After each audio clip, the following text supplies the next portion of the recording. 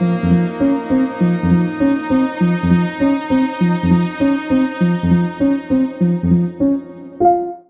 predator was already watching her. It was the summer of 1979 in Huntington Beach, California. A man with a camera approached 12-year-old Robin Samso, his warm smile and charming demeanor hiding the true horror beneath. He asked if she wanted to model for him, his words dripping with false kindness. Robin hesitated, her innocent instincts sensing something wasn't right, but not enough to see the monster standing before her. This brief, seemingly harmless encounter would spiral into one of the most horrifying true crime stories in American history. Beneath his polished, friendly exterior, Rodney Alcala prowled the streets with a sinister purpose. A self-proclaimed photographer, he wielded his camera not as a tool for creativity, but as a weapon to lure women and girls into his web of terror. A predator hiding in plain sight, waiting for the perfect moment to strike. Rodney Alcala wasn't just any man. He was a calculated killer who had spent years perfecting his methods, honing his ability to blend in seamlessly with society while hiding his sinister intentions. His charm was his weapon, his camera the lure, and his victims the prey. With a disarming smile and a knack for putting people at ease, Alcala was the embodiment of a wolf in sheep's clothing. He could convince anyone, from children to young women, to trust him, often presenting himself as an artistic photographer, eager to help launch their modeling careers. What no one knew at the time was that this seemingly harmless man would later be dubbed the dating game killer, a chilling title derived from his unnerving appearance on a popular television show. In a moment of eerie irony, he had won the audience over with the same charm he used to ensnare his victims. But behind the public persona lay a trail of terror that spanned decades, leaving countless families shattered and haunted by the unimaginable horrors he inflicted. Alcala's ability to manipulate and deceive was unparalleled, making him one of the most dangerous predators of his time. Born in Texas in 1943, Rodney Alcala's early life seemed unremarkable at first glance. However, beneath the surface of his childhood lay the seeds of the darkness that would later define his life. His early years were marked by abandonment and instability, experiences that would shape his psyche in profound ways. When Rodney was just a young boy, his father abruptly left the family, disappearing from their lives and leaving his mother to shoulder the burden of raising him and his siblings alone. The absence of a father figure and the emotional toll of this abandonment created a void in Rodney's life, one that would fester as he grew older. Despite these challenges, Alcala displayed remarkable intelligence and creativity during his formative years. Teachers and peers often remarked on his potential, noting his sharp mind and artistic inclinations. But behind these promising traits lurked a much darker side, a manipulative streak that would later emerge in horrifying ways. He learned early on how to charm those around him, using his wit and intellect to mask his growing inner turmoil. This ability to deceive and manipulate would become his most dangerous weapon, enabling him to gain the trust of his victims and hide his evil intentions from the world. In 1968, Alcala's sinister nature began to emerge, shattering the illusion of the promising young man he appeared to be. At just 25 years old, he was a UCLA graduate with a degree in fine arts and a seemingly bright future ahead of him.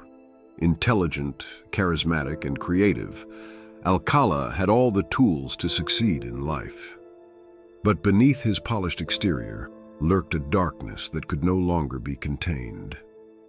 That year, he crossed a line from which there would be no return, marking the beginning of his horrifying descent into violence. His first known victim was an 8-year-old girl named Tali Shapiro, whose life would be forever altered by her encounter with him. Alcala spotted Tali walking to school one morning and lured her into his car with the promise of a ride. His warm smile and friendly demeanor masked his true intentions, making it easy for the unsuspecting child to trust him. But what followed was nothing short of a nightmare. A vigilant motorist, who had witnessed the young girl climbing into Alcala's vehicle, grew suspicious and quickly called the police. Responding officers arrived at Alcala's apartment just in time to save Tali's life, but not before she endured unimaginable trauma. Inside, they found a gruesome scene, evidence of Alcala's depravity and a chilling glimpse into the horrors he was capable of. The apartment was in disarray, with signs of a violent struggle scattered across the room. Bloodstains on the floor and walls painted a horrifying picture of what had transpired. In the middle of the chaos lay Tali Shapiro, battered and clinging to life, a testament to the unimaginable brutality she had endured. The officers were shaken by the sheer savagery of the attack, but their arrival had come just in time to save her. However, amid the chaos, Alcala had vanished, leaving behind a chilling reminder of his monstrous nature. His escape marked the beginning of a years-long hunt, during which he would continue to prey on the innocent, refining his methods and leaving a trail of terror in his wake. For years, Alcala evaded capture by adopting a new identity. Using the alias John Berger, he seamlessly blended into society, hiding in plain sight while pursuing his twisted desires. Under this false name, he enrolled in the prestigious NYU Film School, where he studied under renowned director Roman Polanski. His charm and intelligence allowed him to mask his true nature, earning him the trust and admiration of those around him. While he appeared to live a normal life, attending classes and mingling with peers, his dark urges simmered just beneath the surface, waiting to erupt. During this time, Alcala's predatory instincts grew more calculated, and he began traveling across the country, leaving a trail of unsolved murders in his wake. His ability to manipulate and deceive allowed him to strike undetected, preying on the vulnerable and exploiting their trust. Alcala's victims were primarily young women and girls, drawn in by his charm and the promise of a glamorous modeling opportunity. With his camera in hand and a warm smile, he portrayed himself as a professional photographer eager to help launch their careers. But his intentions were far from innocent. One of his victims, Cornelia Crilly, a 23-year-old flight attendant in New York City, was found brutally murdered in her apartment in 1971. She had been strangled with a pair of stockings, a chilling hallmark of Alcala's method. In 1977, Ellen Jane Hover, the 23-year-old daughter of a nightclub owner, disappeared after agreeing to meet with a photographer named John Berger, Alcala's alias. Her remains were discovered a year later on the grounds of the Rockefeller Estate in Westchester County. Alcala's crimes were not limited to adults. He targeted children as well, exploiting their innocence. His victims endured unimaginable terror, often being tortured before their deaths. The FBI's addition of Alcala to their 10 most wanted list was a desperate attempt to stop his reign of terror. But by then, the damage was already done. The lives he took and the families he shattered painted a harrowing picture of a man who thrived on cruelty and violence. His ability to evade authorities for so long was a testament to his cunning nature, as he continued to terrorize communities while maintaining the facade of an aspiring artist.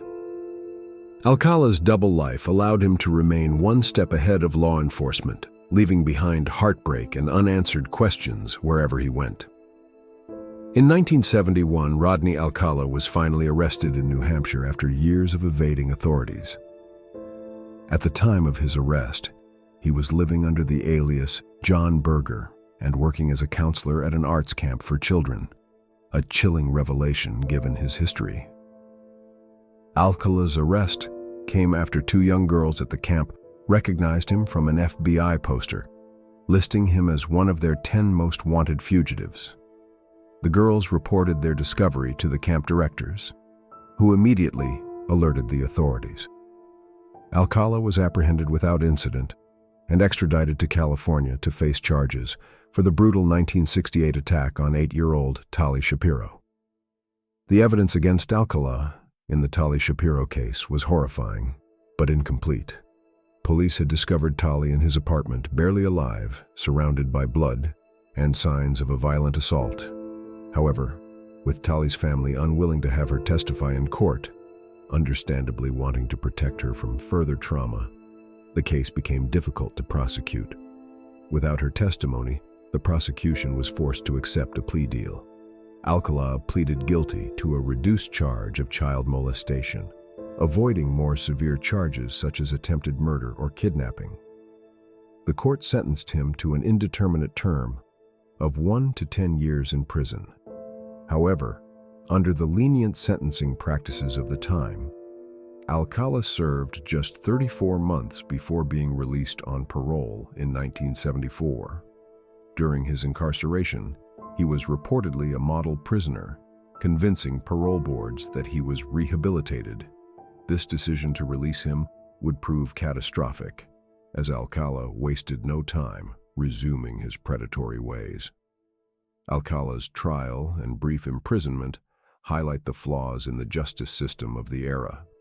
The reluctance to involve child victims in court proceedings and the lack of stringent sentencing for violent offenders allowed Alcala to walk free far too soon. His release marked the beginning of a killing spree that would claim the lives of numerous women and girls, leaving devastation in his wake. After his release, Alcala secured a job as a typesetter at the Los Angeles Times, a position that gave him access to countless potential victims. Around this time, he also began building a portfolio as a photographer, convincing young women to pose for him under the guise of launching their modeling careers. Little did they know, they were stepping into the hands of a monster. One of the most unsettling aspects of Rodney Alcala's crimes was his ability to blend in, hiding his sinister nature behind a facade of charm and charisma. In 1978, this ability was put on full display when he appeared as a contestant on the hit television show The Dating Game.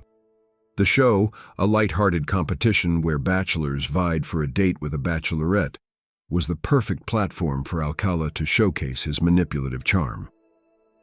Introduced as a successful photographer who enjoyed skydiving and motorcycling, Alcala exuded confidence and charisma, easily captivating the audience. During the episode, Alcala competed against 2 other bachelors for the attention of Cheryl Bradshaw, a young and bubbly bachelorette. His answers to her questions were flirtatious and suggestive, drawing laughter and applause from the crowd. Cheryl ultimately chose him as her date, impressed by his charm and seemingly fun personality. However, behind the scenes, Cheryl's perception quickly changed. After the camera stopped rolling, she found Alcala's demeanor unsettling. His charm gave way to an aura of arrogance and creepiness that made her deeply uncomfortable. Cheryl trusted her instincts and decided not to go out with him, a decision that may have saved her life. Unbeknownst to her, she had narrowly escaped one of America's most prolific and dangerous serial killers. By the late 1970s, Rodney Alcala's killing spree had escalated to horrifying levels. He preyed on young women and girls, using his charm in the guise of a professional photographer to lure them into secluded areas. Promising them glamorous modeling opportunities, he convinced his victims to trust him, only to reveal his monstrous intentions. Once isolated, he subjected them to unimaginable torment, photographing them in vulnerable states before ultimately taking their lives. His victims ranged from teenagers just beginning their lives to women in their late 20s, each case more harrowing than the last. Alcala's meticulous and calculated approach to his crimes earned him comparisons to other notorious serial killers of the time, like Ted Bundy. However, what set Alcala apart was his obsession with photography. He used his camera not only as a tool for manipulation, but also as a way to document his cruelty. The haunting images he captured served as trophies of his heinous acts, a chilling reminder of the lives he destroyed. This fixation on photography made his crimes uniquely disturbing and added an extra layer of horror to his already gruesome legacy. His calculated methods and the sheer brutality of his actions left a trail of devastation across multiple states. When police finally arrested Rodney Alcala in 1979, they made a chilling discovery that added another layer of horror to his crimes. In a storage locker rented under his name, officers uncovered hundreds of photographs of young women, teenagers, and even children. The images were deeply unsettling, capturing moments of vulnerability and trust that Alcala had manipulated for his own twisted purposes. Many of the individuals in the photos remain unidentified to this day, leaving families to wonder if their missing loved ones might be among his victims. The photographs revealed the extent of Alcala's obsession with control and documentation, as he used his camera not just as a lure, but as a way to immortalize his cruelty. Investigators believe these images could hold the key to solving numerous cold cases, potentially linking Alcala to victims whose disappearances had remained a mystery for decades. However, for many families, the lack of identification or closure means the answers remain heartbreakingly out of reach. The photographs stand as haunting evidence of the lives he destroyed, a grim reminder of the predator who had hidden behind a camera and a charming smile. Even after his arrest, the full scale of Alcala's crimes remains shrouded in uncertainty. In 1980, Rodney Alcala was convicted of the murder of 12-year-old Robin Samsoe, the young girl whose brief encounter with him had set this horrifying story into motion. Robin had disappeared in June 1979 while riding her bike to ballet class in Huntington Beach, California. Her remains were discovered nearly 2 weeks later in a remote canyon in the San Gabriel Mountains, reduced to skeletal fragments. Among the key pieces of evidence against Alcala was a pair of earrings found in a storage locker he had rented in Seattle. Robin's mother identified the earrings as belonging to her daughter, a detail that tied Alcala directly to the crime.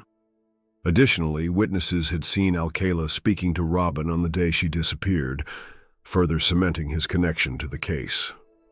Despite the overwhelming evidence, Alcala's conviction was overturned not once but twice due to procedural errors.